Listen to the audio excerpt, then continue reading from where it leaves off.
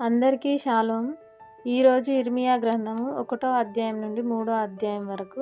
ఇందులో నుండి కొన్ని ప్రశ్నలు. దేవుడు ఇర్మియాను విడిపించుటకు తోడయ్యున్నందున వారు అతనిపై ఏమి పొందజాలరు? రెండవ ప్రశ్న, దేవుడు ఇర్మియాను జనములకు ఎలాంటి వాడుగా నియమించెను? మూడవ ప్రశ్న, దేవుడు వేటిని నిరాకరించుచున్నాడు? నాలుగవ ప్రశ్న, దేవుడు నిన్ను మార్గంలో నడిపించుచుండగా నీకు నీవే ఎందుకు బాధ కలుగజేసుకొంటివి? ఐదవ ప్రశ్న, ఎలాంటి వారమై సాగిలపడుదుము? ఆరవ ప్రశ్న, ఆయన ఎవరిని తిరిగి రండి అంటున్నాడు? ఏడవ ప్రశ్న, వ్యభిచారం చేతను దుష్కార్యం చేతను దేశము ఏమాయను? ఈ సమాధానాలు తెలిసిన వారు కామెంట్ బాక్స్లో తెలియజేయగలరు. షేర్ చేయండి, సబ్స్క్రైబ్ చేయండి, లైక్ చేయండి.